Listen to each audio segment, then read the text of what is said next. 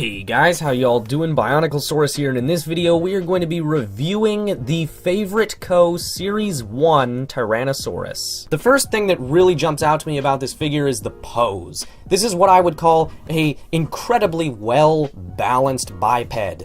Not necessarily in terms of how the figure itself actually stands, because from some angles yep, it does that. But you know what? Despite the actual figure stability not being all that great, and that has more to do with the warping of my particular figure's feet, I doubt all of them are like this. Despite that all, the way it looks is fantastic. It's incredibly fluid and dynamic. It's just looks so natural, so lifelike, the way the limbs are positioned, the way it's just kind of carrying itself, the way it appears to be moving. It's so realistic. A lot of companies these days use bases and stands, and I love that stuff. I think that's a way better alternative than big goofy feet or a tripodal pose using an arm or tail for balance. But when you see a figure like this, that's anatomically about perfect, and balances like a real bipedal theropod dinosaur would, you just can't help but be amazed. I can't help but give this thing massive props for that. Another aspect of this figure that I quite like is the detail. It's not really anything we haven't seen before, but for what it is, it's well done. All the scalation is crisp and clear. Around the lips, there is a bit of seam lines and excess plastic type stuff going on, especially on this side. You can see there's a bit of smoothness above the lips that appears to be some sort of mold related error, but it's really not a big deal. Overall, the detail on this is really well done. Even the bottoms of the feet have scalation, which is nice to see. One odd thing about this figure though, one lack of detail, is the inside of the mouth, which is almost entirely smooth.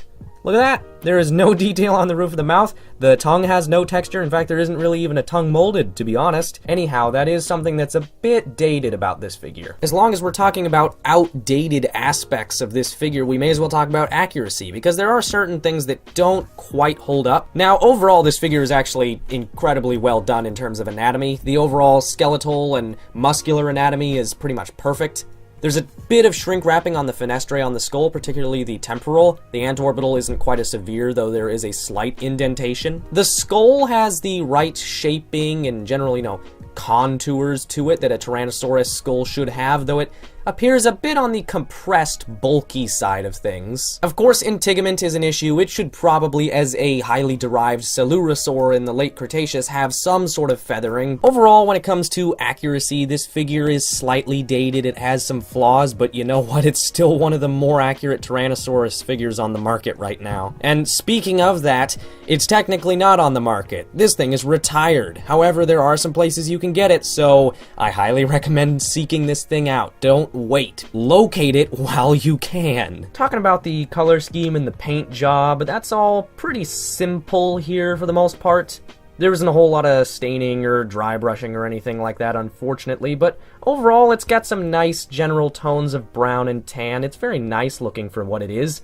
Nothing special, but considering what Favorite Co. has done with paint jobs on some other figures, I'd say this is pretty good. For a quick size comparison, I am going to go ahead and bring in the Series 2 Feathered Tyrannosaurus from Favorite Co. Seems appropriate enough. And I'm also going to bring in the usual Papo Allosaurus. As you can see, this thing is a bit on the small side. It's certainly not your usual 140 scale T-Rex, but overall I think it's kind of nice to have a smaller version of Tyrannosaurus be produced once in a while. So my final rating for the Favorite Co. Series 1 Tyrannosaurus Rex is a 9 out of 10. It certainly has its flaws. It is not a perfect replica of the genus, but you know what? I think it's just a fantastic little thing to look at, and overall it is quite well done indeed. Thank you for watching, and BionicleSaurus signing out.